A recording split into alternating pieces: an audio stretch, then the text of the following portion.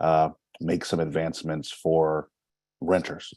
And so we're excited to be about that work as we go forward. So let me not digress. We do have, as I said, with us special guests, good friend of mine, Council Member Craig Rice, who represents the Up County District 2, has represented District 2 since 2010, and is finishing out his term on his 3 terms on the county council in a few short weeks, actually. And before that, served as a delegate in District 15, also in the Up County. So for 20 years or so, check my math, Craig, has been serving residents of Montgomery County. And we're one of the things in particular that he's worked on is this issue that he's going to talk to us about tonight.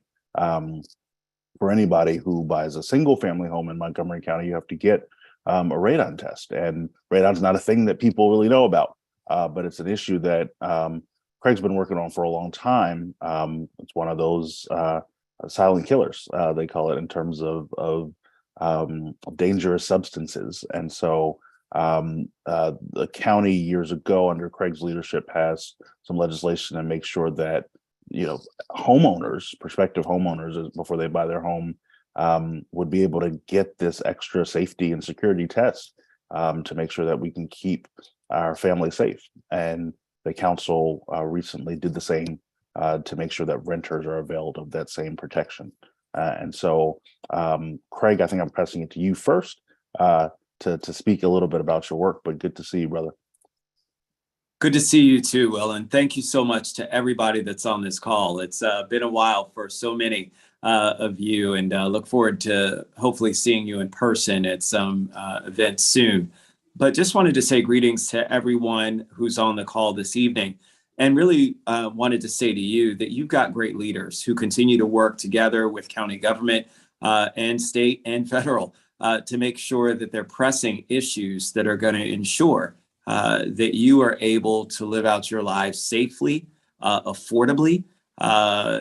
These are things that so many of us, unfortunately, in Montgomery County take for granted. But we know that each and every day, folks are struggling to make ends meet and to be able to stay in their homes. And let alone as they're spending every waking moment they can to pay their bills and to make sure that they can stay in their homes, we also want to make sure that those homes are safe. And it is one where it is of the utmost importance. And you continue to see it coming out of this council.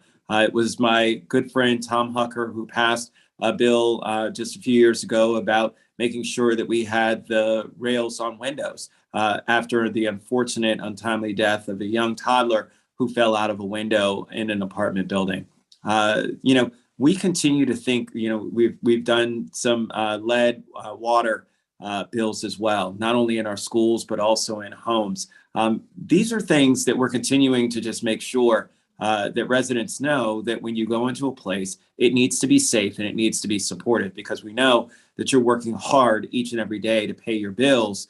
And so we should make sure that as you're putting your hard-earned money into these properties, that these properties are supportive and safe for you and your families. And so as you heard from your chair, I passed a bill a few years back working with our Greater Capital Area Association of Realtors and others to talk about what it is, and the home builders, to talk about what it is that we needed to do in ensuring that we were addressing radon.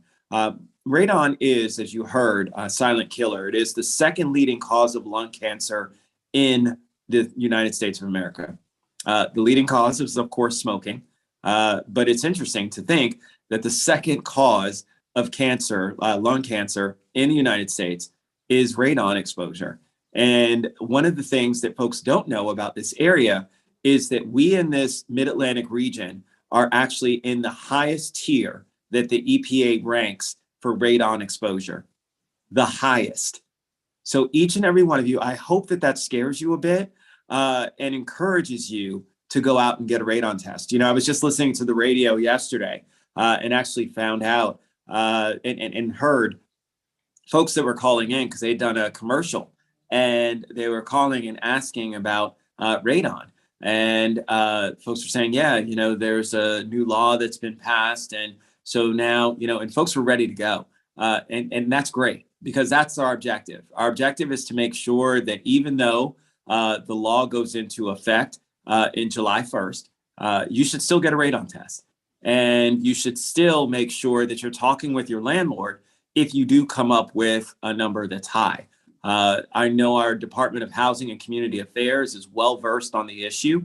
What this basically does, this bill says that there will be mandatory testing. Radon actually comes from the ground and goes up and dissipates into the air.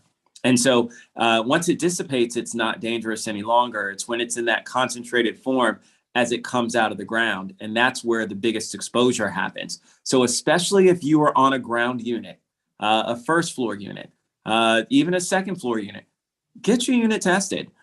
Make sure that you're talking to individuals about getting it done. If you have friends that are there and they're on the ground level units, say, hey, these are tests that are inexpensive. You can buy them at Home Depot. Don't order them online.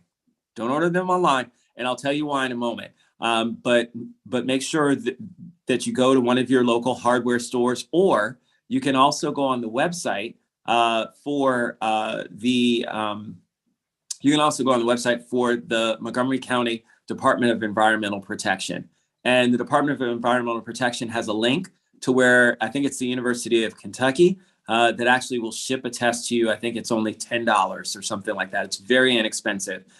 You set up the test following the directions, mail it back, and they send you your results. It is an amazing, amazing thing to have that security. Just as we've gone through COVID testing and all kinds of other testing, I'm encouraging folks to keep that spirit of testing and make sure you're testing your homes for radon. So I'll just briefly say that when we look at the levels of radon that are dangerous, it's above 4 picocuries per liter. You don't need to know what a picocurie is. For all my scientists who do, congratulations, that's great. You know what we're talking about in terms of volumes, but the EPA has set these standards. And so it's actually, as it comes back with your test, it will say whether or not your level is above the accepted minimum or not. At that point, you will certainly need to take it up with your landlord to ensure that we can start the mitigation process to make sure that you and your family and the other residents that are in those units are safe as well. I will just share with you that this also applies to rental single-family homes. So if you are renting a single-family home, this applies to you as well. So this is not just for multifamily units. This is for anyone who is renting. We wanted to make sure that everybody in the county had the protections that were necessary to ensure that this silent killer, that this second leading cause of lung cancer, was something that we were not putting our residents here in Montgomery County at risk for. And so I'll close there. There are a lot of details that are enumerated in the bill that talk a little bit about what has to happen. Let me just be very clear. If you have radon in your unit, you need to be talking to your landlord immediately about a high level of radon and asking them to mitigate. Even if the bill is not in effect yet, it is still an unsafe environment. And so I want to make sure that everyone takes this very seriously, that they get the test. And if the test results do come back high, that you make sure that you're working with folks and make sure that if you do have a problem, Renters Alliance is always your friend. DHCA, they work with them hand in hand, and DHCA knows about this issue. They are very well versed. They worked with us hand in hand on crafting this bill. So they're ready. They're ready for the questions. They're ready for the conversation, and our Department of Environmental Protection is as well. So at the end of the day, get yourself checked out, test for radon, make sure that you don't have it, and then we can focus on so many of the other things that you heard your chair talk about when it comes to affordable rent increases and all kinds of other things that we're continue to be challenged with. But this shouldn't be one of them that you should have to worry about. So thank you, Mr. Chair. Thank you, Councilmember Rice. Matt, I see you popped up. You might have a hand up. I have a question for Councilmember Rice. I apologize for my delay. I was actually at a renter meeting at a building, and they had questions. Maybe you went into this a little bit, Councilmember Rice, but could you tell us a little bit about, obviously tenants should go have how did they get a test? And if the radon is high and they go to their landlord, what is the enforcement process from the county? What do you know? What do you envision?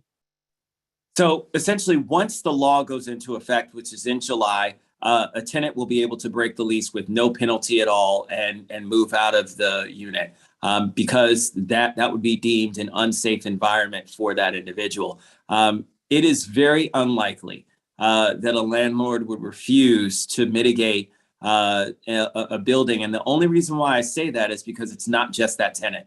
You're talking about every single tenant that at least is on ground floor, if not on first floor, possibly even second floor. And so from that standpoint, it really is something where there's much more liability to that individual if they were knowing a situation was dangerous and then continuing to refuse to mitigate that dangerous situation. I'm not going to get into the legal ramifications of how a person could be sued, but I will just tell you that it is very clear with the documentation that comes back in terms of how this law is written, that it is the onus on the landlord to mitigate the situation once it is identified that it is a dangerous situation. And so I encourage everyone to make sure that once this happens, that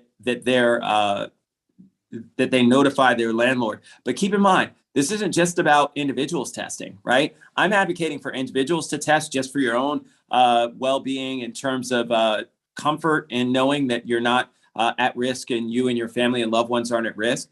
But the landlords are also required to test. And so that is the important thing as well. So that will be happening regardless of whether you decide you want to test on your own anyway. What I'm encouraging folks to do is get ahead of this, right? To help our landlords to understand, to be ready for July 1. We don't want the flood of things to come in on July 1.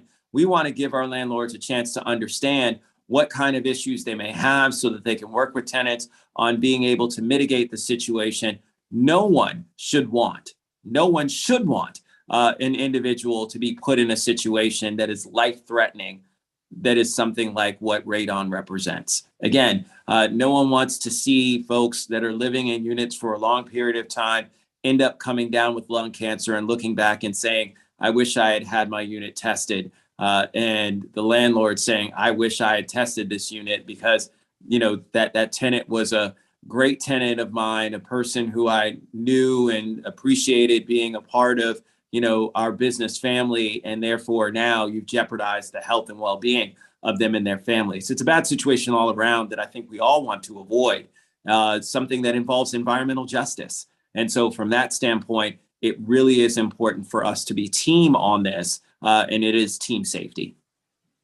So back to the layman question of the thing. So say I want to get my apartment tested. I go to the landlord, and for any reason there's some disagreement or difficulty there. Who in the county government is the resource to back up that tenant? Is it DHCA or Environmental Protection? Obviously, yes. We want them to go through 311, but what's the next step? That is exactly right. But let me take one step back because a tenant can always do a test on their own. They're never restricted from doing a test. So I always want to make sure that that's clear. The landlords will be effective July 1st on a cycle of ensuring that they test every single ground level unit to identify, because again, it's not going to jump to first floor if it's not on ground floor. That's not how radon works. Again, it dissipates, it goes up. So they're required to do those units on the ground floor. So that'll start July 1. What I'm encouraging folks to do is to just go ahead and get a test down.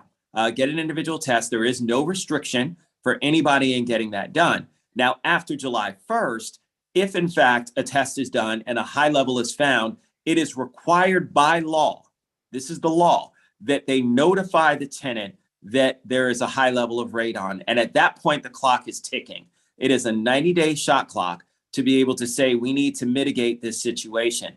If the landlord does not mitigate that situation within that 90-day shot clock, then the tenant can terminate the lease. What also needs to happen at the same time, however, I feel, and this is something that DHCA feels as well, is that you reach out to DHCA because there are also other tenants that are at risk. And we want to make sure that everyone knows that this is an issue. Now, also what happens is that notification does go to DHCA as well. So just so you know, there are checks that are all there. You know, we have the belts and suspenders to make sure that that notification is there. But it is important for you as an individual to just let DHCA know and say, look, I'm trying to work with the landlord here. I've been notified that, you know, this rate is high, but unfortunately I haven't heard anything. And that'll help to encourage the landlord. You know, some of them may not know what to do, and we hope that they reach out to DHCA. They are there as a resource, as well as Department of Environmental Protection. But DHCA is the enforcement arm, Matt, that will levy in terms of, because we deal with landlord-tenant relations with DHCA, they are the ones that would handle that situation, including enforcing the termination of the lease. And I have one more dumb question. Not dumb questions at all. These are really good. When you get to be my age, they all are. What is radon again? I know it's poisonous. I know it's Gas. tasteless. It's bad. Yes, it's a gas, man. We all got the education before. Why do we have so much of it? So Matt, it's a great question, and a lot of your colleagues who are on the call already answered that in terms of it is a colorless, odorless gas. It emits from breakdowns in some of our minerals in the soil. The reason why it is actually higher in some of these levels, and we are at a zone 1, is because we have more of those minerals that are breaking down in this region than in others. And we're not the only one. There are zone 1s that are in the Midwest. There are zone 1s that are on the West Coast as well. Not as many in the South, interestingly enough, but along this eastern seaboard is pretty much a large swath of zone 1. And so it's because of our rocky terrain. And so the rocks actually allow the gas to seep through. If you have more sand and sediment, a lot more dirt, then it doesn't get to seep up as quickly. But when you have a rocky bottom, and so that's why the coasts are a lot of what it is. And then some of the north, to where you have the mountainous regions, those are where you see a lot of that seepage that happens, where that radon gas then can escape and come up onto the surface. Well, that's really good to know, because first of all, it's important for our renters to know that the radon gas issues are not the landlord's fault. That it is a condition that exists that we have to monitor. That is a natural condition. But it is their landlord's responsibility to mitigate. So let's understand the difference there. We know that there are other concerns about the environment that are making people wear foil hats. This is not one of them. No. And so good. Thank you for that explanation. Absolutely. I guess you answered my question. I wanted to ask the councilman, in some way, could the property owners be responsible to help people move out of that environment to a safer environment? Yes, Pat, that's a great question. You guys are asking all the great questions. So yes, as a part of this bill, and it's Councilmember Jawando, who actually enacted a bill before that dealt with termination of leases when landlords don't hold up their end of the bargain and ensuring that a unit is safe. Well, guess what? Radon triggers that. And so if in fact you do have to terminate your lease because the landlord did not act and did not mitigate, they are then therefore responsible under Councilmember Jawando's bill to be able to ensure that you have the reasonable expenses under his legislation to be able to move and get to a different place. Good. Awesome. And Councilmember Rice, I know we're about to lose you in a second. Just another question, and this is probably in the report for the bill, but I'm curious. I know when we bought our house, we've got that if anyone's seen a radon detector, it's a tube with an orange or some colored liquid, so you can see where at least the detector in our house will move, right? If radon starts to leak up from our basement, and will indicate to me if I'm in the back doing something that we have an issue.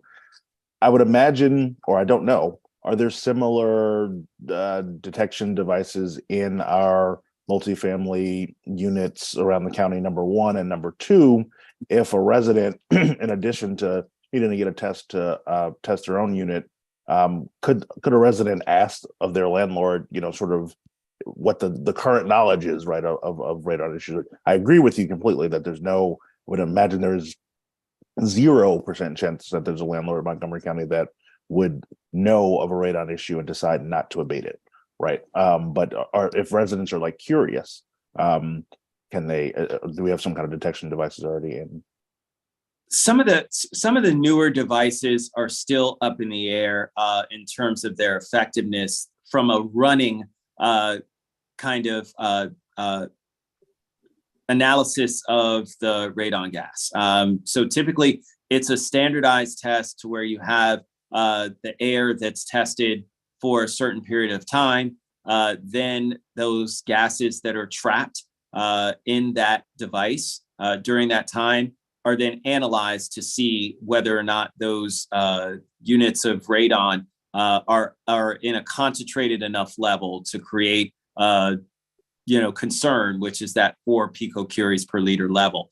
There is not an active device that has been endorsed by EPA yet that says, similar to what you have with your carbon monoxide alarms or your smoke alarms, there is nothing like that yet. What you're talking about with your device is something where you already have a radon mitigation system. And so because of that, that analyzes, because it does have a fan that allows the gas to escape from the ground unit. And that's something that's important for folks to know, because the mitigation for radon is really not that hard. When you think about it in concept, the concept is they drill a hole, they put a pipe down, they have a fan, and they shoot the radon gas up the tube and out into the air. And like I said, in the air, it dissipates, it causes no danger, and everyone is fine and happy and good. Many homes have it. My home has it. There are a number of them that have passive devices. Others have active devices, and there are differences. The passive device is one where it's just the tube that goes up into the air because the level wasn't high enough to require a fan. Others, where the levels are higher, requires an active unit to where it has a fan that continues to run to actually shoot that gas up because it's at a higher concentrated level. Those are things that landlords will be able to do if they do find out that those levels are high. And so just wanted to share in terms of where the technology is going. There's so much more that's happening now that people are getting more and more aware of the dangers of radon. These bills are passing throughout the country. I'm happy that Montgomery County was one of the first. And so now we're seeing more and more that are adopting this legislation across the board. And so we'll see more of that technology continue to get better and better about active monitoring as well. Fantastic. Well, I feel much smarter. Yeah, wonderful. Thank you, Council Member Rice, and your colleague, Council Member Katz, for your co-sponsorship of this. I like to think I know a lot about rental housing. I had never heard of radon until you produced this bill. And it's going to save lives, and we cannot thank you enough for that.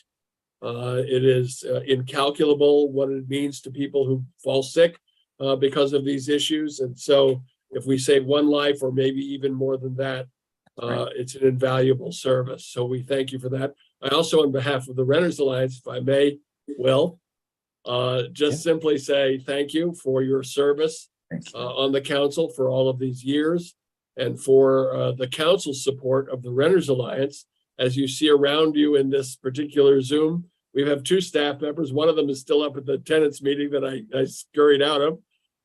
But we have that because of the support of the council, which gave us funding enough to do this work and expand our work door to door to housing communities across Montgomery County.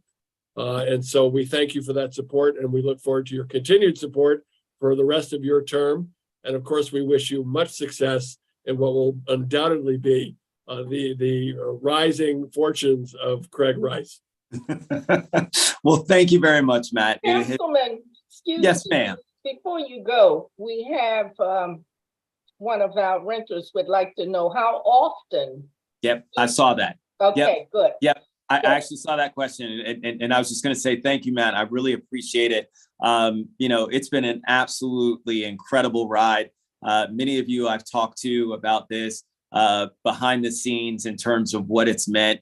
And it's just been absolutely phenomenal. But the advocacy is just a little bit different, but we're all doing the same thing. We're all trying to make sure everybody's life is better, right? Right. And that at the end of the day is what we're doing.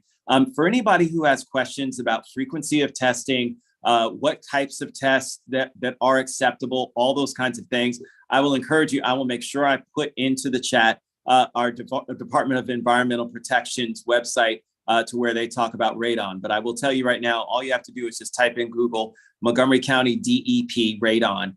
It will come right up with all of those answers. But typically the recommendation is for radon testing to do it between 2 and 3 years. We put 3 years in the bill, so the landlords have to test every 3 years. But I mean, you could test every year. You wouldn't need to do any more than that.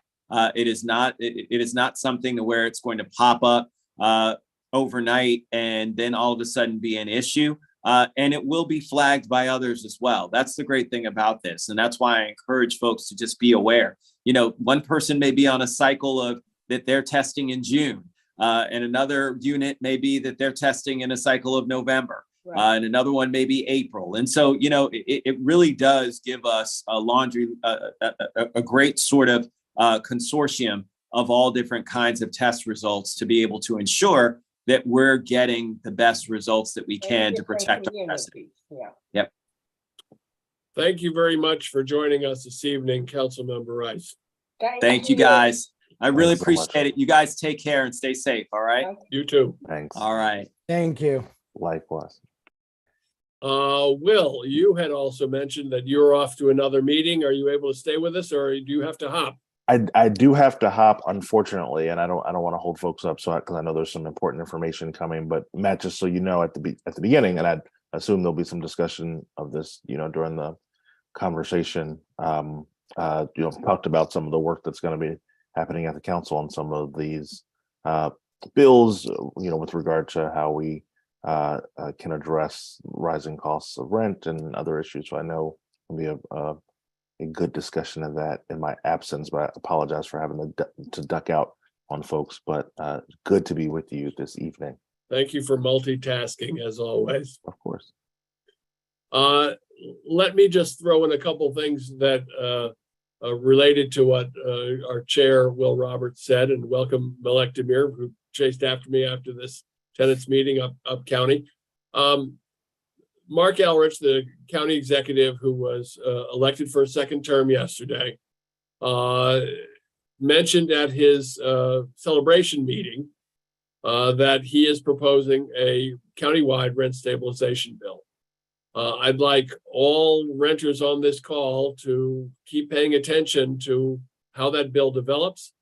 And we will be asking renters to speak up to their council members, and some of us, to the extent to which they allow us testimony and people to testify, to be prepared to testify.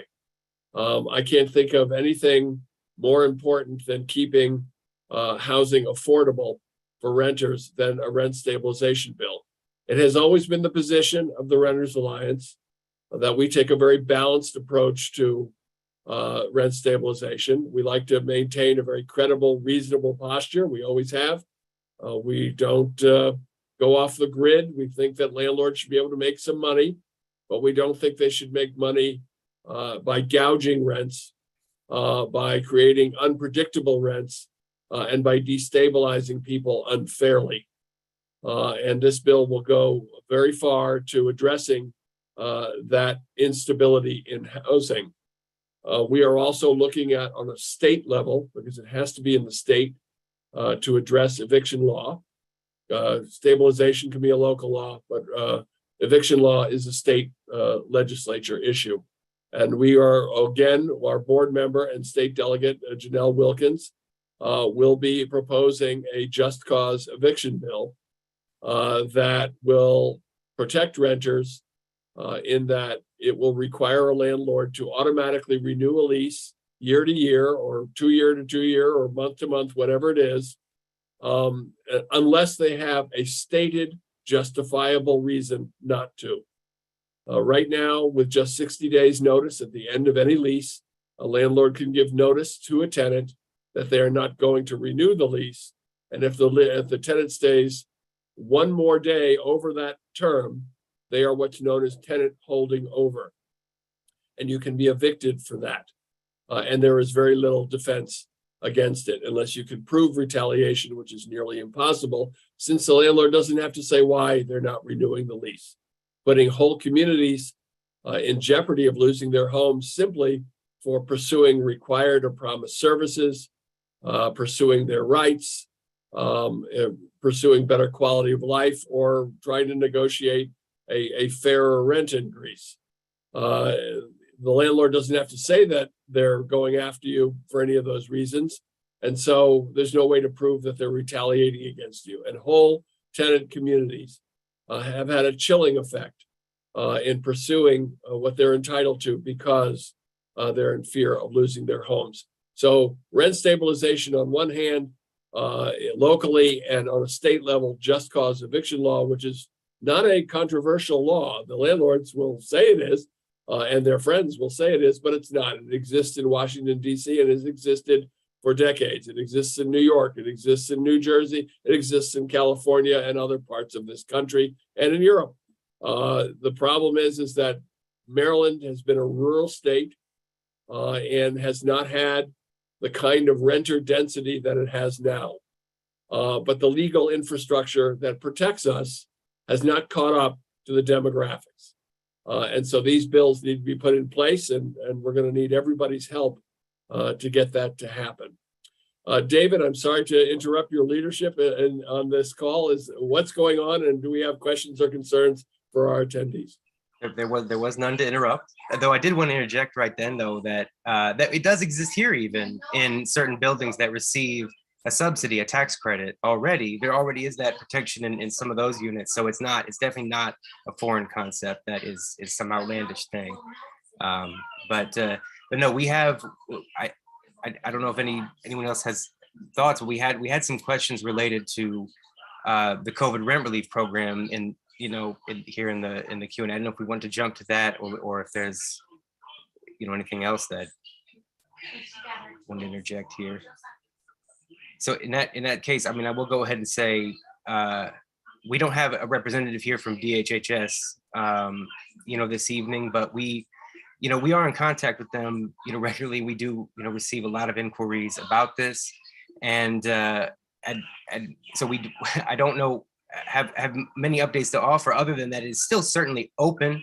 As far as we understand, though, the requirements for the phase that's still open are the same, which is that you need to be 2 months behind in rent prior to July 1st, prior to the end of June, to enter the program. Now there is some confusion and also, but some flexibility around that. So what we hear from DHHS staff is, when in doubt, apply. That is certainly the message that we've heard their leadership put out there. So that kind of governs there. But then also it sounds like if you are behind, but then once you've applied, when you're behind, if there's some shift in that, if some months get paid off and some don't, it sounds like there's flexibility, and that really that the June 30th, July 1st, deadline really comes down at that moment of application. But that's kind of the best guidance that I can offer, because we've been asking about that. But as far as the wait times, that's what I've seen come up in the questions here. We're glad to be in touch with anyone who feels like they've waited a long time. One threshold is, do you have a caseworker or not? If you don't have a caseworker specifically to contact and you applied several weeks ago, that would be a good reason, I think, to reach out to us to see if we can at least get a specific contact at DHHS. It's kind of what I have to offer. Yeah, and let me underscore something you said, David, that first of all, we know the Renters Alliance is not happy with this, representing tenants as we do, but the processing time is very long. And of the thousands of people who have applied for the COVID rent relief program, they've only actually processed 18% of applications, as you can see in what's called the Pulse report that I put in the chat.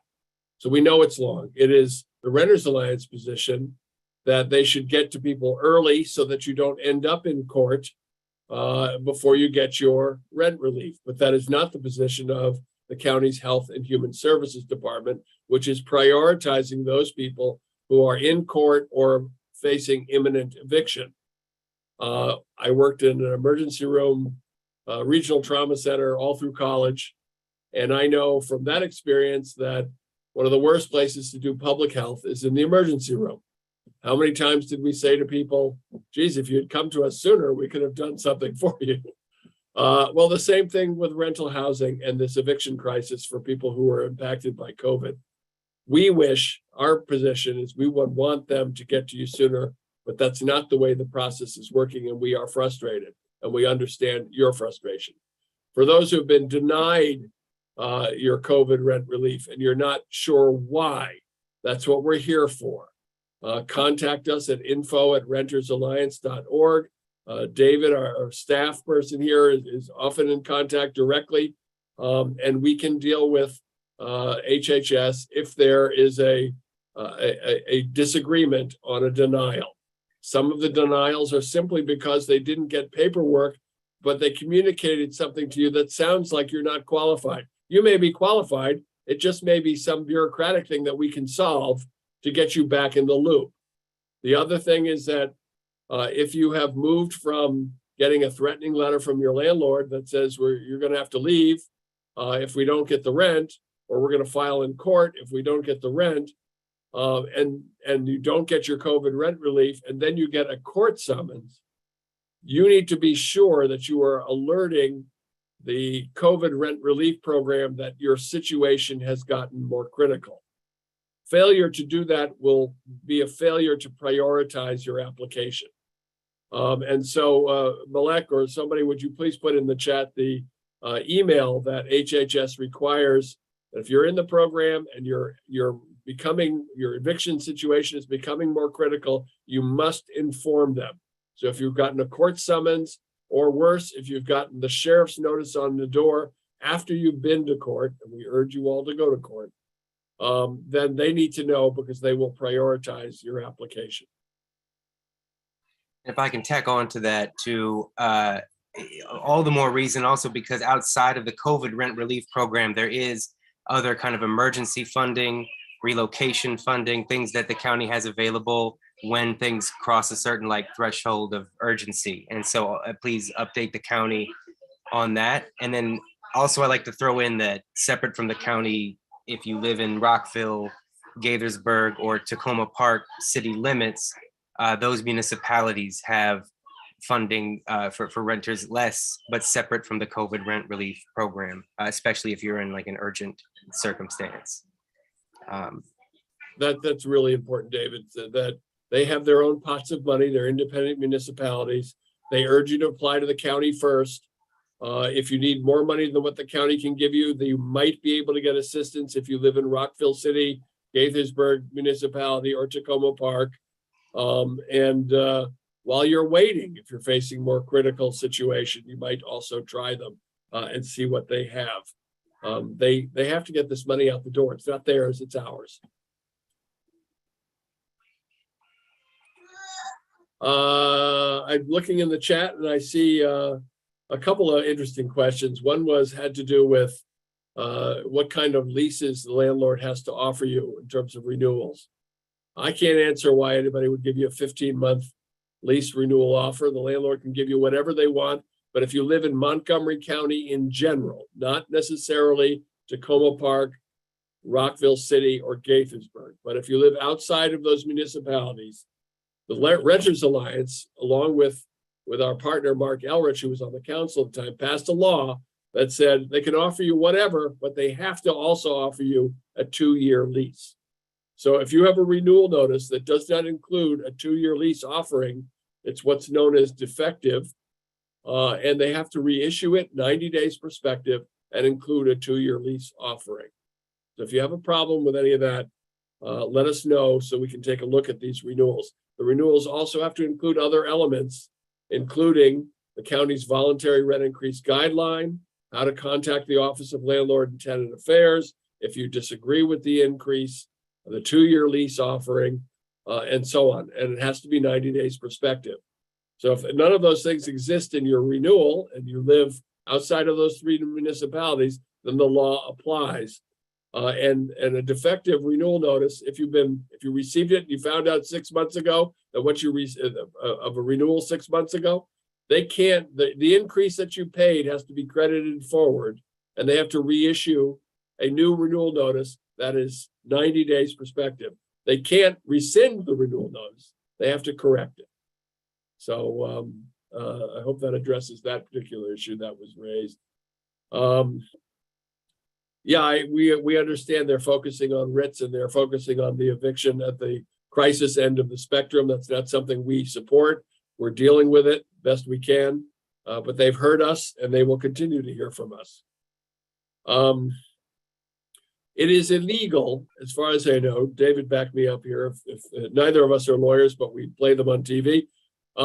If a landlord cannot diminish your services or required or promised services while you are behind in your rent or any other issue, the only time they can do that is after you've been to court, there's a judgment against you, and you are being evicted with the landlord and a sheriff's officer. On that day, they can lock you out. They can remove your furniture and lock you out of your apartment and put your belongings literally on the curb. Before that, they cannot harass you.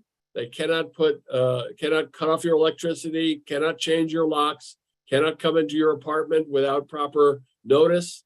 You don't lose any of the services that you're entitled to as a renter until you are in fact evicted. Is that about right, David? I mean, it sounds right. And then up until that end of that, day, that if that's happening, if it's a failure to pay rent at issue, if you pay just the judgment amount, not the entire balance, but if just the judgment amount is paid, that eviction needs to be canceled. And sheriff's office has been receptive, as far as we know, to that being paid. And of course, the new law that was passed as county payment will have the same effect of canceling that eviction.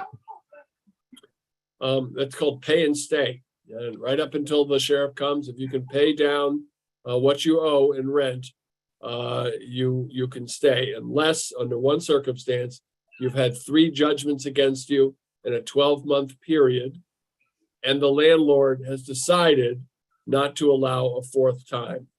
There's a whole process to that, but hopefully everybody is not in that circumstance. That's very rare. Let's see, what else do we have, gang? We had a question about whether the municipalities have the same law about offering a 2-year lease. I'll be honest, I'm not sure across. They do not.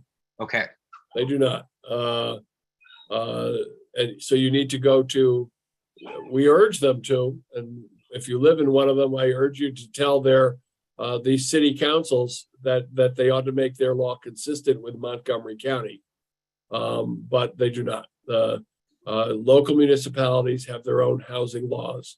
The only common activity with the county is in Tacoma Park, where they contract the county's code enforcement department to do code enforcement in Tacoma Park. So there's overlap there.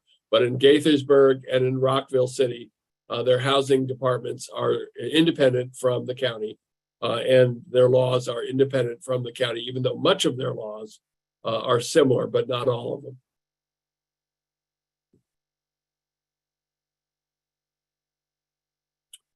Okay, who else? What have we got in the Q&A? That was from the Q&A, and then let's see. Sorry, a couple just popped up here.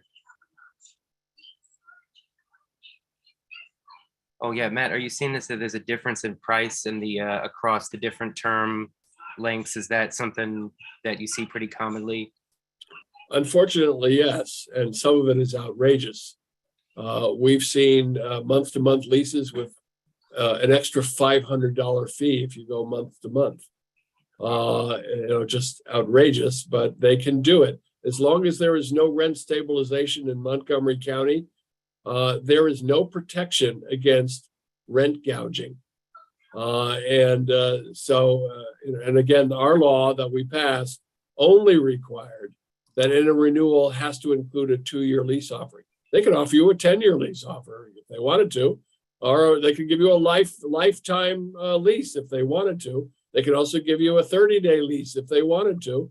Unfortunately, without just cause eviction protection, where the lease would automatically renew unless they had a real good reason not to, that any Judge Judy would say that's worthy of evicting somebody, or a business reason like their small landlords taking the apartment off the market or moving in a family member, or there's going to be major demolition that makes the apartment uninhabitable. Absent those justifiable reasons, you would automatically renew and not worry about how long your lease was lasting, with the exception that you do need some sense of terms so that you could give your landlord proper advance notice if you intend to move out and be required to do so. And obviously a reasonable rent increase can occur once every 12 months. And so knowing when that 12 months is would have something to do with your lease terms. But your lease being in place and being viable year to year or period to period should happen automatically, absent just cause not to.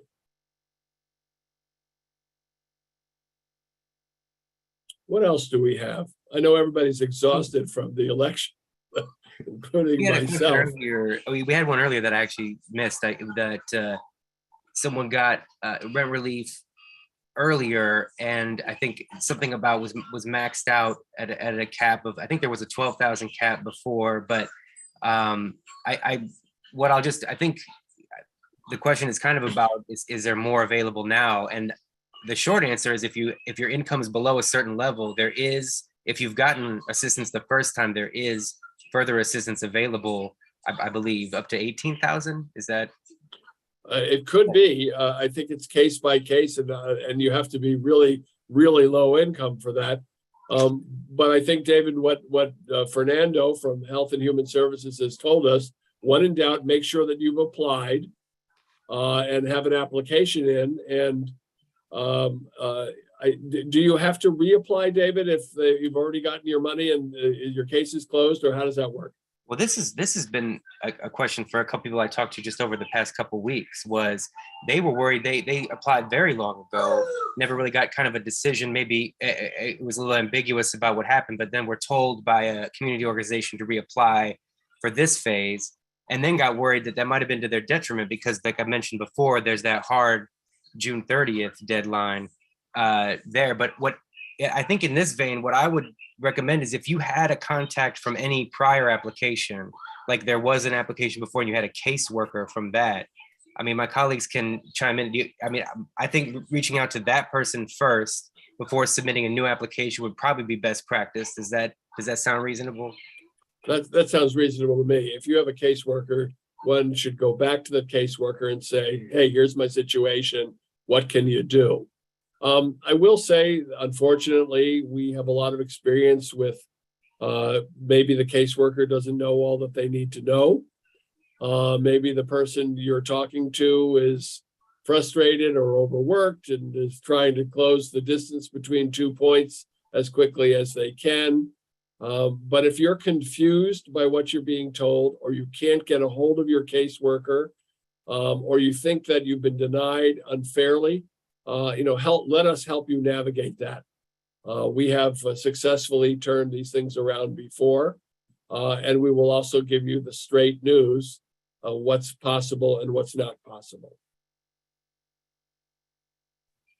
And I'll throw in another point in the process where it's helpful to have someone with you. Is I'm seeing a couple questions here about these court cases and about getting a couple different summonses and then having them dismissed, and not being exactly sure where you stand with the court and the property manager.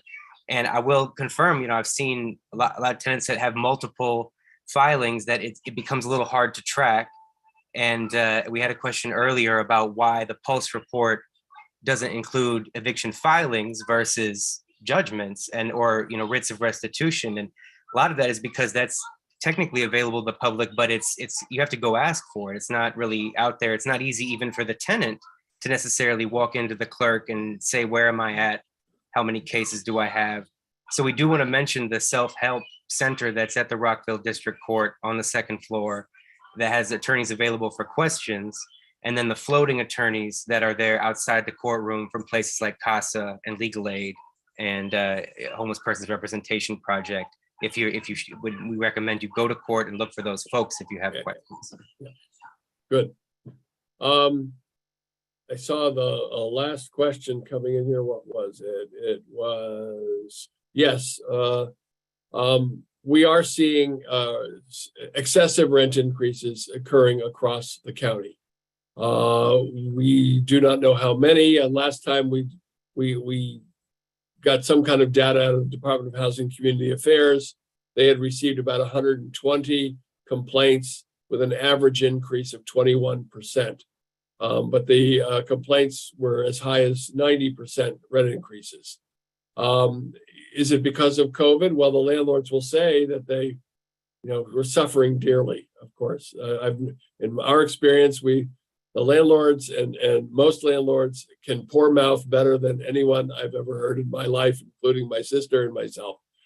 So it is quite a skill. And you would think that when you pay your rent, you are covering just the landlord's electricity bill, and that they aren't making any money at all and they're barely scratching by. That may be true for some of the smaller landlords who are entirely dependent on rent for their income. But for the vast majority of apartment units in Montgomery County that are corporate owned, we are seeing that they never lost profits. They just didn't make as much profit. And that there is a great deal of demand for rental housing in Montgomery County because this is a highly desirable area to live for a lot of reasons. It's a wealthy county, has great services. Its proximity to Washington, D.C., the capital of the United States, is of value. And there are high-paying jobs in this region. And because of that, people want to live here. They want to live close to the public money we put into transportation and other services. And all of that demand increases the value of the existing apartments. And so the landlords have looked at the market and realized that they could be making a whole lot more money, but they're not tethered to any required responsibility to keep people who live here now stable and secure in their homes. And so irresponsible landlords, and not all of them are irresponsible, but those that are being irresponsible are raising rents without consideration of how it will destabilize individuals and families to make as much money as they can, as much money as the market will bear. That's why a rent stabilization law is so important, because we believe that housing is not the same kind of commodity as beer and cigarettes and fancy shoes. It is something that is also important to the health, welfare, and prosperity of the community at large. And when housing is unstable and people are unstable, not only is our health, welfare, and prosperity affected, but we also see other costs. We see rises in crime that we must all pay for.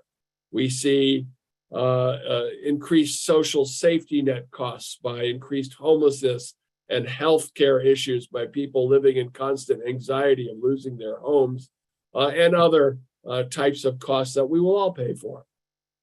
So we think that a landlord has a right to make a reasonable return on his or her investment, but we believe that the responsibility of this industry is also to maintain stable, affordable, quality housing.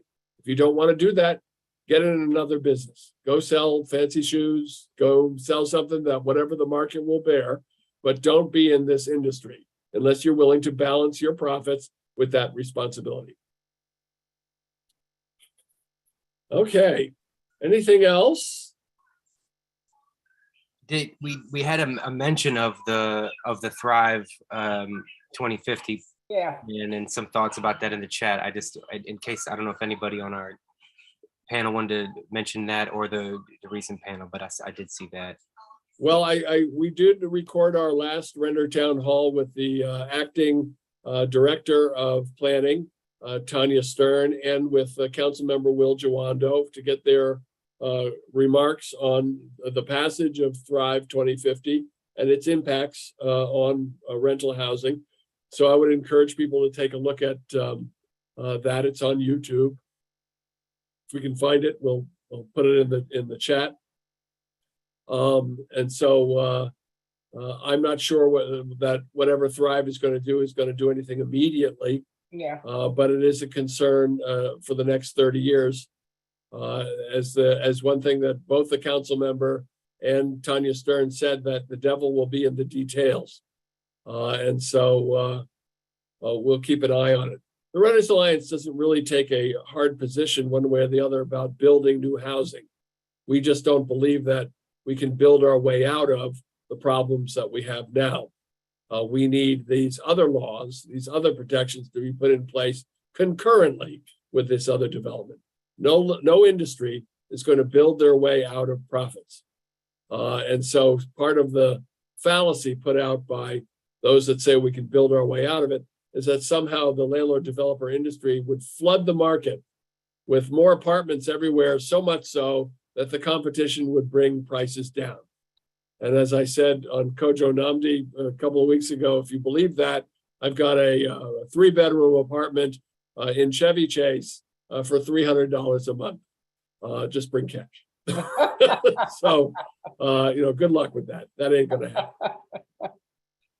Ah, All right, well, anything else, gang? Did you see the question in the Q&A about the trying to secure a lease and some of the barriers there? I don't know if you were about to say something about that or not, but well, no, but I did want to respond to the question about someone's credit score and how they could fix it. And the only thing I don't know, maybe you can jump in and add to it, but the first thing I would say to do is get it and read it. Very often there are things in there that may not be true. And maybe you can go through that. And the only other thing that I can think of is time to fix your credit. Maybe you can go to your lenders or borrowers and see if you can come up with some kind of agreement. But repairing your credit score takes time, and it's a difficult thing to do. But I think you can do it. Well, I mean, it's a big lift to fix a credit score if you're looking for housing, but Yeah, most landlords that I know, they are not as concerned with your past as your recent past and your ability to pay rent. If you're, and you'll have to show that. I mean, a landlord does have a reasonable interest in checking to see if the tenant that they're bringing in can pay the rent. And so, you have to obviously have an income, whether it's a job or a trust fund or whatever it is, Social Security.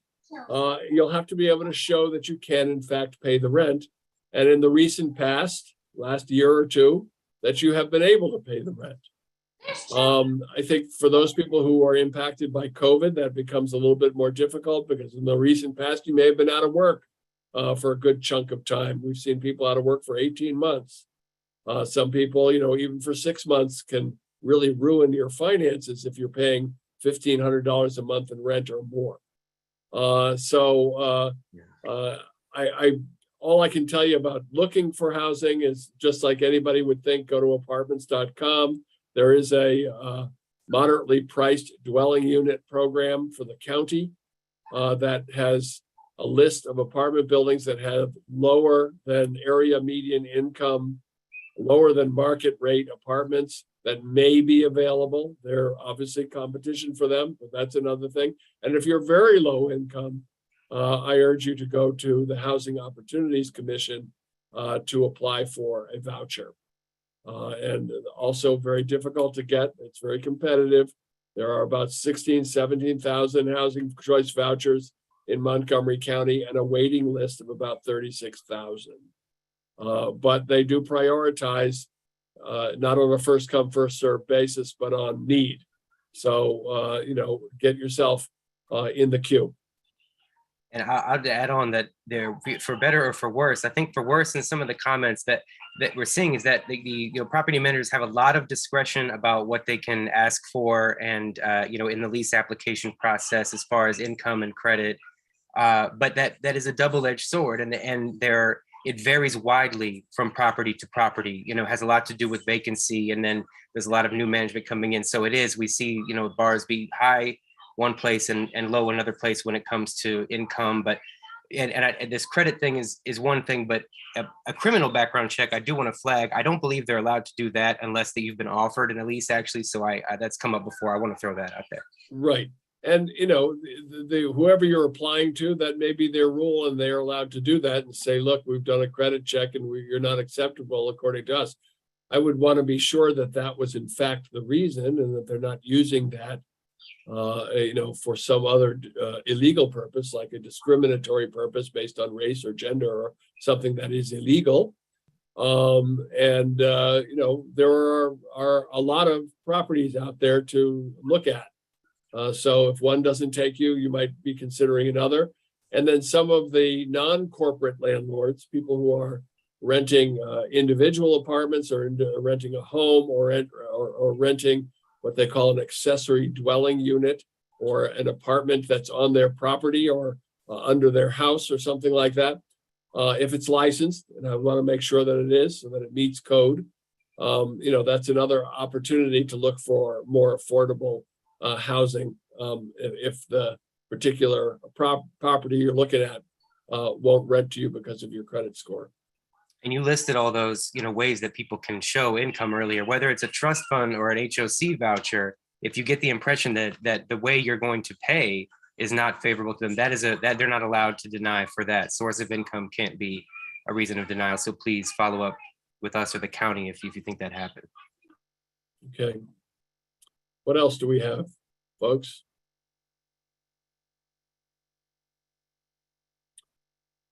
Well, it I looks think we're like caught up.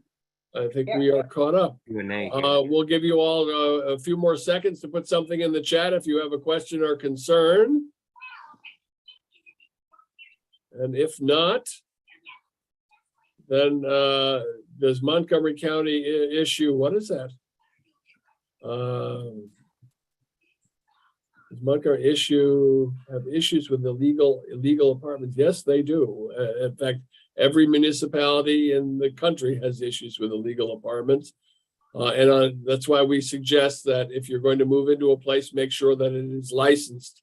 If you move into an unlicensed apartment, and unfortunately, if the county comes in and inspects it and finds that it is not up to code, they could have you taken out of the apartment within 24 hours. Now, the landlord may be in trouble, but you'll lose your home immediately if it doesn't make certain requirements, like having a way of egress, having enough windows, if it's a fire hazard, if it's not what the county considers habitable, obviously a danger to the individual or family living there, they will get you out of there very quickly. And we've seen that happen. And unfortunately, it happens to hapless tenants who moved in, didn't check out to see if the apartment was legal. So we urge people to do that and make sure they don't get in that situation. There's a kind of related question, I think, about relocation, but if it was due to a pest issue, I mean, any kind of pest or vermin issue, you'd want to bring to the attention of property management, but then if it's not being resolved, to the attention of code enforcement and the county. As far as whether that would lead to relocation, I mean, you definitely want to get a county inspector out there first to weigh in, I think, and see what their options. They have a lot of enforcement options if they don't do something after that. So, and I don't think we put the Ulta intake. I'm about to. Oh, there we go. Okay. Or the code, yeah. Satisfy my judgment. Code enforcement. How do we spell enforcement? Here we go. And I'm seeing in the meanwhile, I'm seeing something about, giving someone who received rent relief and, provided the check to the landlord. And it seems like I saw another question too, where maybe it wasn't being appropriately, credited or what. what have you. And I mean, first of all, I think there was a recommendation from the county to always get a receipt, whether you pay or you deliver a check from them, but then also I think a ledger should be available to you upon request, no matter what. Is that right? I think. And I would think if it doesn't satisfy, if it doesn't show that you received the COVID rent relief check on the ledger, you definitely want to. But I've noticed when we've had questions about whether a check was received or not, the caseworker, when I reach out to them at the county, has been very responsive in that. But that's again after a payment was made. Yeah, if you obviously go down to the office and check it out and make sure that the ledger is right. But if you have any issue with that, please contact us, info@rentersalliance.org, and let us know, because if you're on the writ of restitution list, eviction is fairly imminent. And we want to make sure that you don't fall between the cracks in an eviction if you're all paid up and there's no justification for it. So if we can help, let us know. Okay, I think we've hit our limit this evening. I want to thank David Mullins, our outreach coordinator, for hosting this in advance of my arrival and keeping us together. And of course, staff Melek Demir and Pat Beckham, and our treasurer and board member, Josh Fisher, always monitoring to make sure the money's going to the right thing. And thanks to all of you for coming out the day after Election Day. I know we're all still bleary and still listening to the news, but obviously it's important. Part of one of the reasons why the Renters Alliance was created was to give an organized voice for renters in public affairs. And I hope all of you voted and expressed your voices. And we'll be back in a couple of weeks with another Renter Town Hall. So with that, thank you and good night.